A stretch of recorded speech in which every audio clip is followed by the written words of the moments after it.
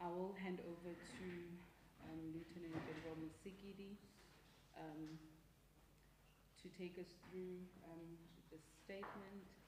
But as you would have seen, yesterday the country was quite stable, right? And that's kudos to both, obviously, the marchers as well as law enforcement. So I think credit must be given where it's due. So it was teamwork. It was a combination of, obviously, the marchers being peaceful and obviously the work of our men and women in uniform, standing firm, protecting the Constitution, defending our democracy, most importantly. So you do all agree that it was quite, the country was stable, right? You do agree. You do give us credit, right? Yes. Yeah, absolutely. Okay, I'm now going to hand over to the General just to take us through feedback on how everything went yesterday. Over to you, General. Thank you. Thank you very much, and a very good afternoon or good day to the members of the media, to the viewers, and as well as the listeners at home. As Atlanta has indicated, I am Lieutenant General Musikidi in my portfolio as the chairperson of the NATJOINTS alongside my colleagues from South African National Defence Force, Major General Jalisi, and the State Security Agency, which could not be here with us this afternoon. Yesterday, our country took to the streets to express the constitutional right of the freedom of expression in the form of demonstrations that were undertaken quite relatively across the country around 10 o'clock after the convergence of the protesters and marchers across the country. They remain relatively stable with the numbers that we can confirm that majority of the marches that were undertaken throughout the country were peaceful. South Africans exercised their constitutional right, and the overwhelming majority did so peacefully, responsibly, and within the framework of the prescribed laws. On behalf of the National Joint Operational and Intelligence Structure, NATJOINTS, as it is affectionately been referred to, we wish to extend our sincere appreciation to the leadership of various marches, the organizers, and the South Africans at large. We also want to take this opportunity to thank all law enforcement officers, our partners, for encouraging their supporters to remain peaceful and for ensuring that the followers adhere to the Constitution and obey the laws of our country. Your leadership contributed significantly to maintaining public order and ensuring that South Africans were able to exercise their democratic right safely. We thank every South African who heeded the call to demonstrate peacefully and responsibly. I can attest that this shows the growth and the maturity of our Constitution. Our law enforcement officers and our partners who worked tirelessly throughout the night to ensure that peace, stability, and safety prevailed. Indeed, while there were opportunistic criminal elements that sought to exploit the situation, they were identified and dealt with swiftly and decisively by law enforcement. Their actions did not undermine the overall stability of the country. Our operational readiness ensured that law and order were maintained throughout. Overnight reinforcements were deployed to various parts in the main Gauteng, Eastern Cape, KwaZulu-Natal, Free State, and Western Cape in response to isolated incidents of looting and criminality. We have set over time to put a plan together with our partners and other agencies, and this was executed with precision. Law enforcement agencies acted swiftly to stabilize the affected areas, restore order, and prevent any further disruption. The situation remained under control and the areas remain under constant monitoring. As of this morning, we confirm that a total of 120 marches took place nationwide. Added to the marches were crowd management incidents that has took us to the total of more than 300 incidents. Marches, 120, but when you look at other incidents of gatherings and demonstrations in regards to the crowd management control, total took us to 300. And these are mainly other incidents that happened overnight. Of these marches, 108 of them were peaceful and only 12 required law enforcement interventions due to incidents of unrest. If I can give the breakdown per province, in Free State, we have recorded 8 peaceful marches. In the Eastern Cape, 28 were peaceful and only 2 were unrest-related incidents. In Gauteng, we have 12 peaceful marches and 1 unrest situation. In KwaZulu-Natal, we have 21 peaceful marches and only 2 were unrest-related. In Limpopo, we have recorded only 12 peaceful marches. Mpumalanga, 9 peaceful marches and 1 unrest-related incident. In Northern Cape, we had 4 peaceful marches and 2 unrest-related.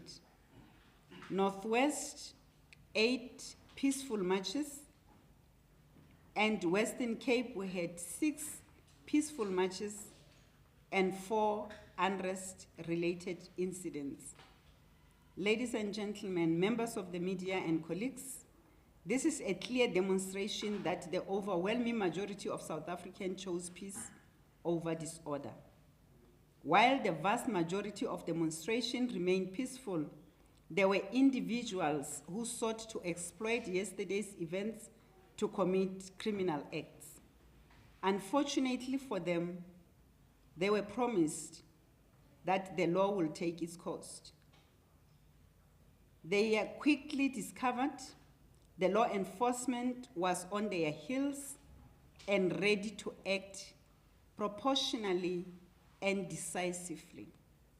Our members remained swiftly wherever incidents of looting, robbery, public violence, and other criminal activity emerged. More than 900 persons were arrested during yesterday's operations. This included the marches in terms of gatherings and other law enforcement operations that were undertaken throughout the country. Whilst we were focusing on the marches, for some, policing continued to happen, hence the total of more than 900 persons that were arrested. The majority of those arrested were illegal foreigners and looting as a result of law enforcement operations conducted alongside the protesters. Some were arrested for public violence, some for harboring illegal immigrants in terms of Immigration Act, some for business robbery at spaza shops, and so on and so forth. The Western Cape recorded a total of 215 arrests for various crimes, including public violence and contravention of Immigration Act.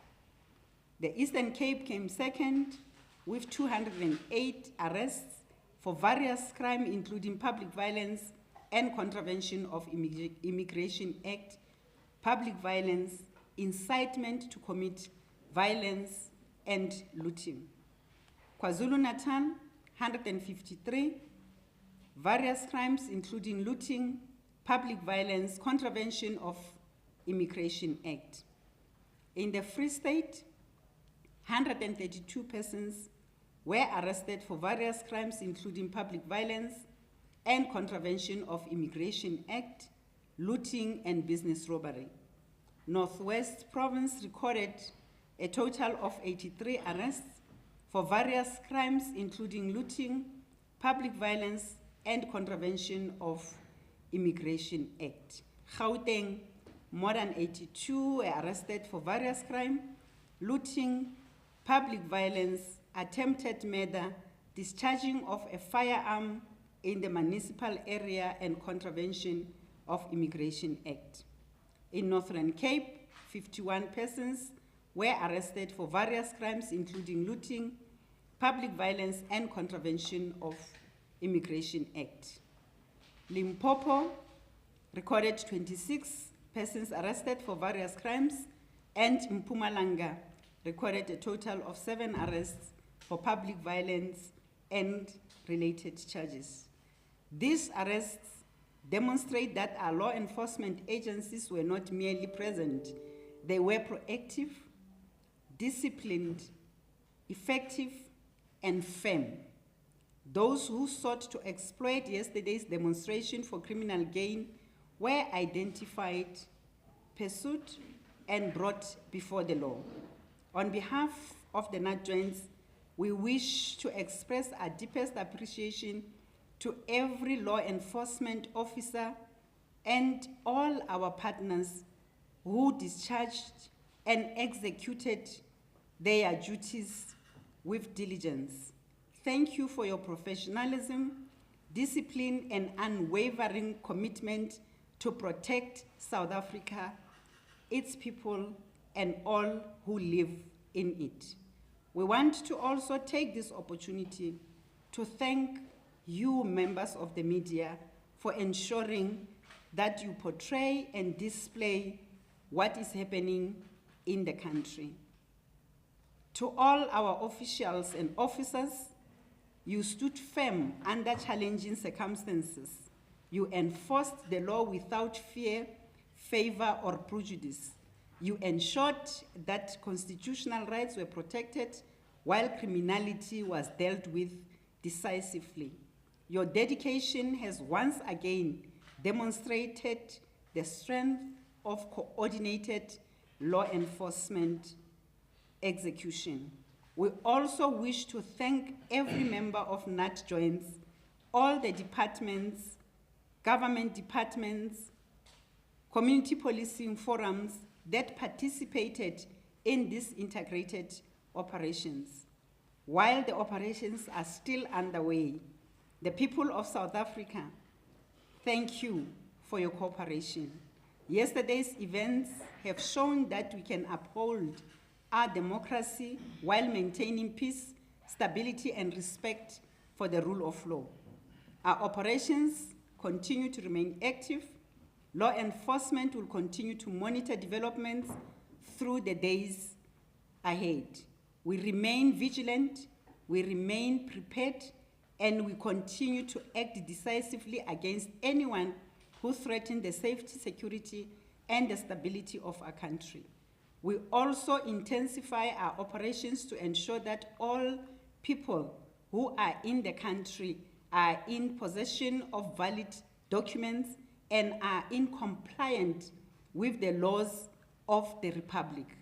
Those operations will continue in close collaboration with all relevant government departments to uphold the rule of law and safeguard the integrity of immigration systems. We also extend our appreciation to South African National Defence Force, which remain on standby to respond whenever called upon.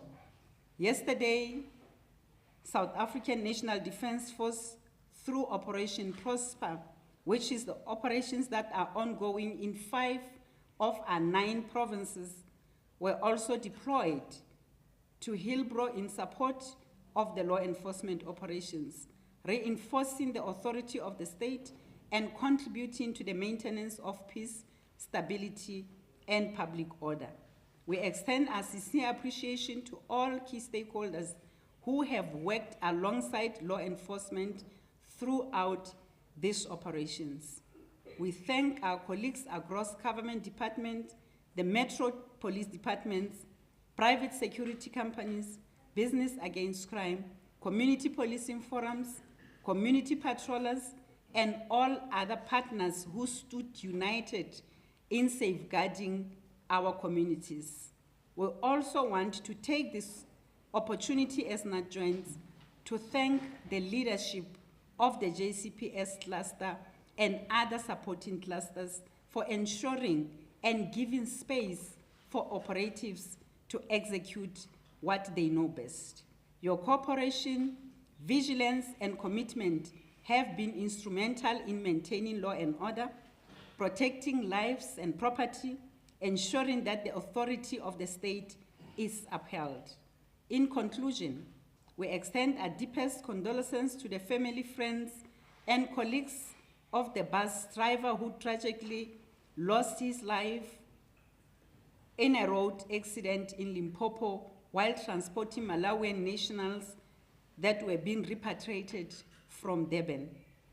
Our thoughts are also with the 11 passengers who sustained injuries, and we wish them a full and speedy recovery. We also recognize everyone who might have become the victim of crime yesterday during these operations. We commend the emergency services and all officials who responded swiftly to all the scenes of crime to continue and provide necessary support. The ProfJoints members in various provinces will, after this briefing, provide a detailed briefing of each province in terms of this mission. As I've indicated earlier, we are still hard at work, we are still continuing to work, and we will continue to do so as long as we exist. And I thank you. Thank you, Lieutenant General Musikidi, as well as Major General Jalisi. As you have heard, ladies and gentlemen, more than 900 arrested from yesterday morning up until now. And as you have heard, the country is relatively stable. Those that took chances were arrested, and they will appear in court soon.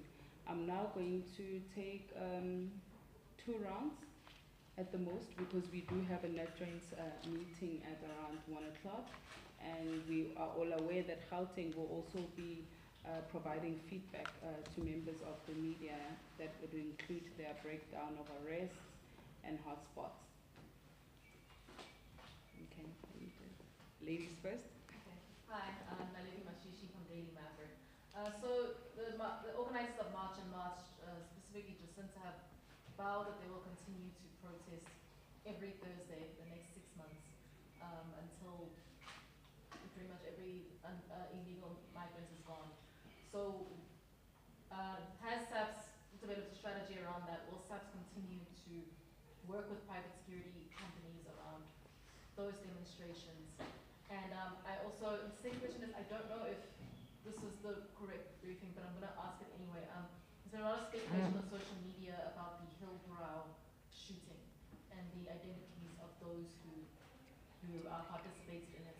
So I wanted to know if you added, when I asked yesterday if you confirmed the nationalities of the people involved, that couldn't be confirmed at that stage. So I was wondering if you're now at a stage where you can confirm the nationalities. Okay. I think let's leave it there for now, and then allow the General to respond to those 2 questions. We have a project that we initiated that is running for almost 3 years now. We have signed the MOU called Eyes and Ears that is working with private security companies as and when, and I want to reiterate what I said the other day, that South African Police Service remain in charge. It remain constitutionally mandated in terms of policing in the country. Any other law enforcement that works alongside the South African Police Service is for the support and the supplementation as and when it is required. We have noted that March and March have publicly announced that they will continue with the marches throughout for the next 6 months. As I've indicated again, we will continue to monitor every situation and we will continue to support every individual of this country who wishes to exercise his or her right in terms of the Constitution, Section 16 and Section 17 of the Constitution when it comes to the issues of demonstrations, marches, picketing, and any other activity that will be undertaken in that regard. So private security or SANDF or the Home Affairs, as the partners, will continue to work with them.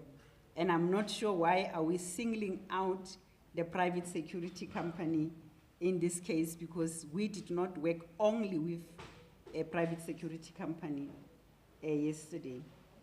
For me, that is a clear definition of community policing, because we police with our partners as well as the CPFs as the structure.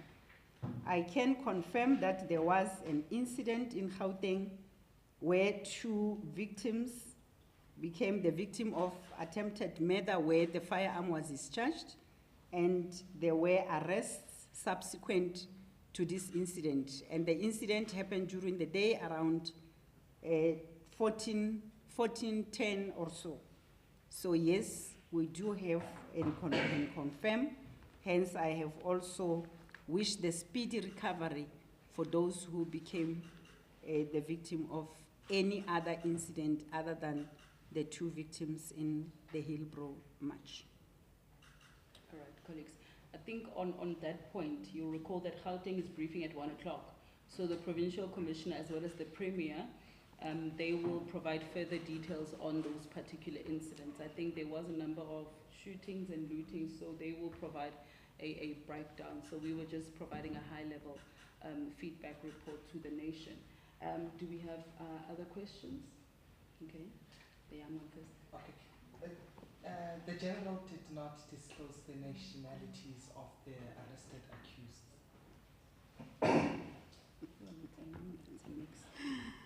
The numbers will be mixed. It will be, let me not give that now, but because we'll continue to update as the operations are continuing, we will get you the breakdown. It's not a problem, because as and when people get arrested, they do finish their nationality. What I can confirm is the incident where I was personally involved, where 13 Malawians were arrested in Gauteng, Welbekend area. So there were 11 of the arrested persons who were Malawians that were illegal in the country, the driver as well as the other occupant that was with the driver that were also arrested for smuggling, because what they were doing was smuggling. The mode of transport that was used was not one compatible to be loading 13 persons. Do we have another question? Oh yes, thank you very much. My name is Calvin, also from SABC News. Mine would be 2 simple questions to General Musikidi. First and foremost, yesterday we got reports from our colleagues and they indicated that there were police officers who were actually working with residents, checking documentation. So we just wanted to double check if that is the standard operating procedure of the SAPS. Is that allowed? Has it happened anywhere? And my second one would be on the number of police officials that were deployed. We heard that there were those who were called in to come and assist, especially including those who were on leave. So after this march, have they been relieved of their duties? Are they still deployed? And for how long? Thank you. Must I respond? Yeah, you can respond. I did note, there's Alex from News 24. There is a question online, General, where he's asking, there are reports of members of the public breaking into homes of foreign nationals, demanding that they leave. Have any arrests in relation to this been effected or cases opened? I know the majority of those incidents took place in Gauteng, so can we defer that particular question to Gauteng? Thank you. However, one can confirm that yes, on the number of arrests that happened throughout the night, it included those that were trying to make themselves officers of the law, and they are not officers, and they will be charged accordingly. And perhaps to continue to educate South Africans that they must stay in their lane. This was outlined. The President on the 5-point plan did indicated that this is the job of law enforcement and it should be left to law enforcement. Calvin has spoke to the Provincial Commissioner of Eastern Cape in this regard, and this information cannot be confirmed at the moment. And if it happened, I think we will take the necessary measures to bring those police officers who did that particular activity to a right execution of their duty. It is not in our nature that we should work alongside the other members of the public to do our work. However, you will see that most of the time we encourage community policing. So if we work with other structures, even at roadblocks, it's not for us to make them to do our work. We are doing our work as the police officers. But in this regard, that it is not correct, but this information, even the Provincial Commissioner cannot confirm that it happened, and he vouched that it will not happen under his watch. In terms of the numbers of how many police officers that will do when we do the reconciliation of the what we call duty list during the operations. If I will give you that number, only the yesterday I will give. But remember, I said to you, we are still continuing with our operations. And as and when the intelligence community will tell us to demobilize, we will demobilize, and with the right numbers that will be guided by the planners of the operations and the magnitude of the operation, that how many people can we demobilize to go to their duty. And policing is a very broad work. So if you are deployed to ensure the country is stable, it's still the responsibility and the mandate of the police. I do have colleagues, officers that work at head office that are elsewhere in the country, ensuring that they do the first line of policing. All right. Sorry, if we can be able to get maybe a comment from the members of the South African Defence Force, maybe to hear from them, especially with what happened at Hillbrow yesterday night. Maybe if they can give us their perspective on what happened and their operations there overall. Okay, Major General Dzanibe, can you just come closer to the microphone? Yeah, thank you very much for that question. And I think the chairperson of the NATJOINTS has already spelled out on what happened in Hillbrow. As SANDF, we don't lead. We work in support of the SAPS. So the stats and information that has been given to the public is information that you require from me. But what I can just say to you is that Operation Prosper is going to continue as authorized by our Commander-in-Chief till March next year. So we will continue supporting the crackdown of the criminals, especially criminal syndicates, wherever they are. We will always do that in support of the police. So with regards to what happened in Hillbrow, we were there. In all areas where there was criminality, we were there as SANDF, but in support.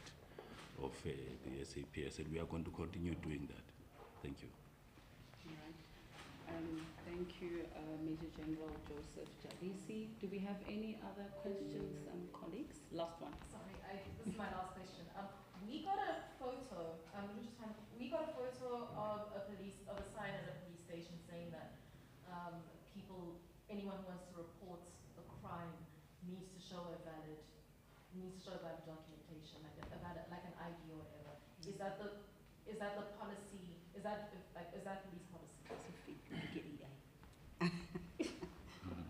I don't believe that incident of that nature can happen, and let me just safely say, can it be made available and be investigated?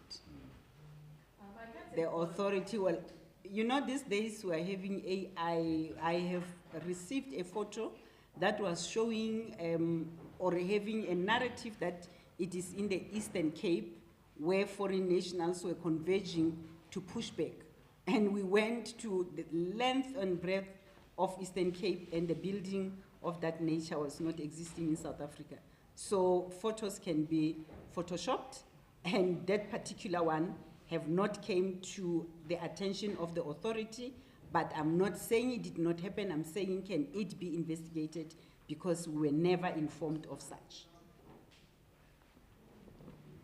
Okay, do we have another issue?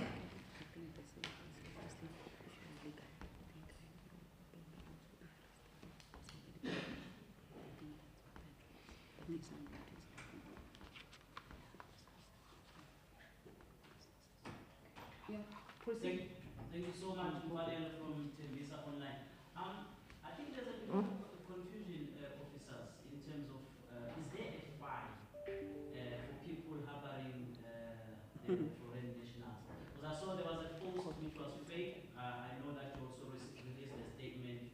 They're making sure that you're making people aware of those fake news and stuff. So I just needed a clarity on that. Thank you so much. Is there a fine? Your question is a fine? Yes, is there a fine or maybe procedures to be followed on that? I'm not sure if I'm asking a very correct question. Yeah. What I'm trying to say, there was a post which was circulating on social media, and there was a correction from the set. And now we hear there's people harboring foreign nationals, and it looks like there will be steps taken against them. So I just wanted clarity on that. There is a fine in terms of Immigration Act, and what I have reported earlier is the arrest of the contravention of Immigration Act, and I went further to explain that that arrest is in relation to the fact that the particular individual was found to have harbored illegal immigrants, and a number of them. So yes, it is an offense to do that in terms of Immigration Act. And every offense that you commit, if it's theft, you can be charged and you will be given a fine by the court. Yeah. So the contravention is in terms of Immigration Act. So I think the general earlier explained that where they found, especially at like your guest houses or your business premises, where they found illegal foreigners, they would also arrest the owner and charge them accordingly. Even yourself, if you are harboring an illegal immigrant as a resident, because we do have majority of those that are having people that are working for them as gardeners, as domestic workers, that are not having a proper documentation. So we cannot allow a one side or a picky kind of enforcement of the law. So if you are harboring a domestic worker or a gardener that is illegal, you too will be arrested for harboring an illegal immigrant. Yeah. Any other questions, colleagues? I think we can close it. Yeah. I think, are we good? All right, thank you so much, colleagues. Thank you, Lieutenant General Musikiri, as well as Major General Joseph Dzanibe. And thank the members of the meeting. Thank you, guys. It's been awesome, you know. You assisted us really to... We are requesting a one.